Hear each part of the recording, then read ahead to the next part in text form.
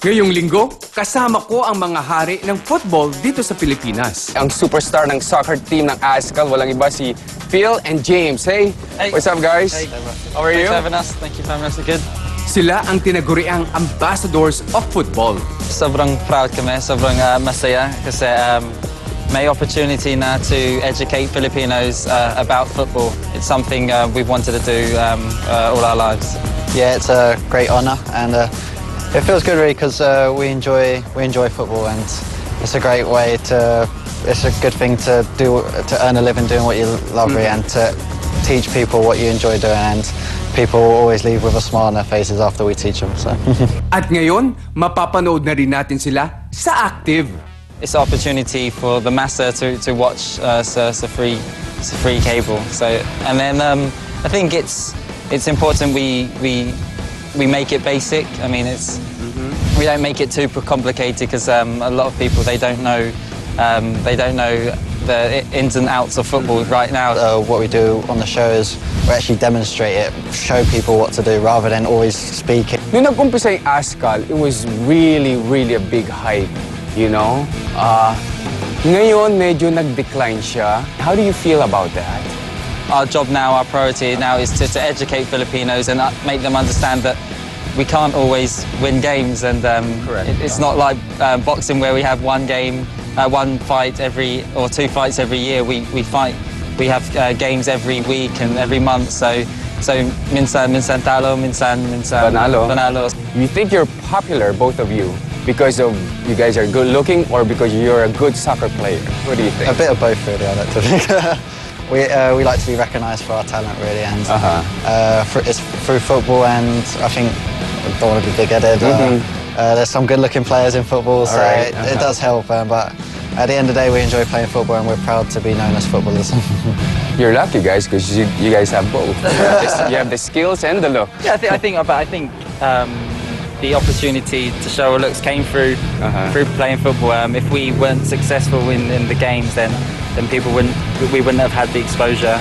Hindi naman kaya mahirap para sa kanila ang maging mga role model ng kabataan? I don't think it's difficult. I mean, we've been brought up by our mum and dad to be good boys, and I think we behave the same way we've always done. It's not difficult, but it's a big responsibility knowing that people look up to us, and it's a chance for us to affect people in a positive way. Yeah, it's not. We don't find it difficult because we're just ourselves really. So. Magkapareho man sila sa maraming bagay, makaiba naman ang takbo ng kanilang love life. Single si James sa ngayon. I'm just focusing on football really. Being honest, focusing on my career and spending time with my little sister. At sa tanong kung ano na nga ba ang estado ni na Phil at Angel Locsin, I can say we're officially in love. We're All right, in love, it's good to hear. And we're very happy together. Pero walang label, walang status. Okay. Pero we're in love, and masaya kami. So, Really? yep. Are you happy for him? Very happy, very happy. ngayon pa lang ay pinaghahandaan na nila Phil and James ang kanilang future. At talaga namang maswerte tayo dahil sila ay nagtayo ng isang football sports clinic dito sa atin. We know we can't play forever. We can maybe only play till we're 35, 36 years old. So, and coaching is something we want to go into long term, and we can still be involved in football when we retire. So, coaching is something we enjoy, something we love, and we want to give back everything we've learned, and we want to give that to the kids because we believe the kids are the future, and football. We believe football is a good sport for Filipinos. Yeah, we don't want it to be football in the Philippines to be short term. We really want it to be long term. So, which is why we want to coach the kids, teach them everything we learn, and hopefully one day they'll be playing in the World Cup for the Philippines. Hi, I'm Phil Younghusband. And I'm James Younghusband.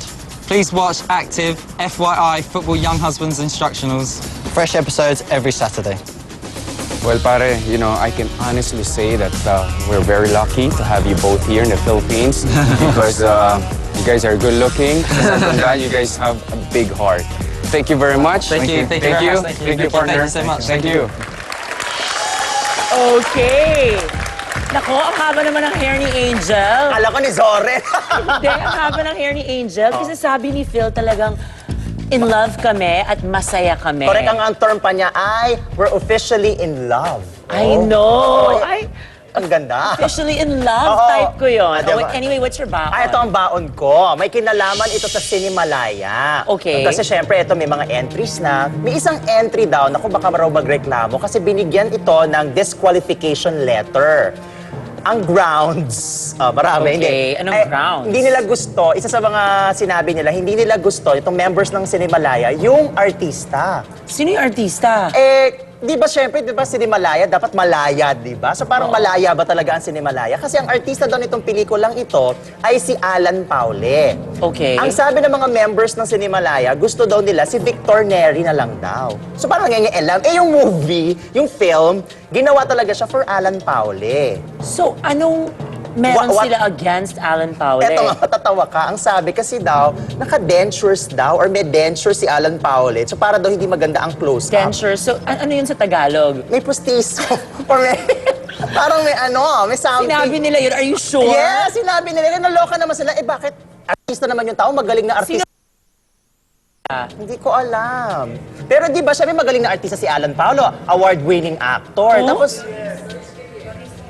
basta members Direct Laurice na. Gilliero, Oo. I'll text her later. Tanong mo na lang. So I'll parang, ask. syempre di ba, I don't think naman, Yun aayawan ang nila sinabi. si Alan Paule because Exactly. it's pustiso. Ay sabi, hindi daw maganda ang close-up. Ay magaling na artista si Alan Paolo. So ano masasabi ni Alan Paolo dito, di ba? Sabi si Victor Neri ang gusto. Well, magaling naman din si Victor Neri. Pero syempre, sabi ng filmmaker na si Emerson Reyes, ginawa talaga yung film para kay Alan Paolo. Tsaka Okay. Sinimalaya to, so dapat malaya Oo yung nga ano. naman. Sige, we'll text Direct Laurice Gillian Correct. later Sige. to ask if that's Pero true. mas bongga yung baon mo. Yeah, so ngayon naman, what's the latest sa Hayden, Vicky, and today sa Philippine Star, may lumabas na ang picture ng yoga instructor, instructor ko, Correct. at ng ibang mga artista, si Al Al Galang. Galang. And complete with all his credentials. So anyway, since close kami and he's my yoga instructor, I texted him and I asked for an official statement kung anong masasabi niya that his name is being dragged sa breakup ni Vicky at saka ni Hayden. And this is what he had to say. Well, I'm just so surprised that I'm still being mentioned alongside Hayden and Vicky. Officially and unofficially, I've got nothing to do with their split. Guilty by association, I guess, because he's also the yoga instructor of Doc Vicky. Yes. But I do believe that for both of them, this breakup is mutually beneficial. Yun ang sabi niya.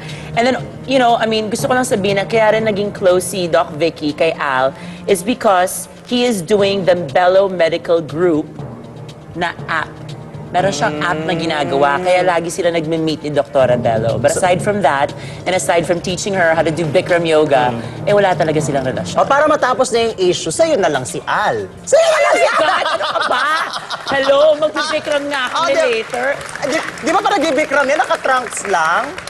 Parang gusto mo yata ikaw sumama sa Ay, Bikram. in-invite niya ako, promise. Kaso hindi ko siya kakayanin. So, para matapos na yung issue kay Dr. Vicky Bello tsaka kay Al Galang, Sa'yo na lang siya. Kaya na sa'yo na lang. Okay, alam na.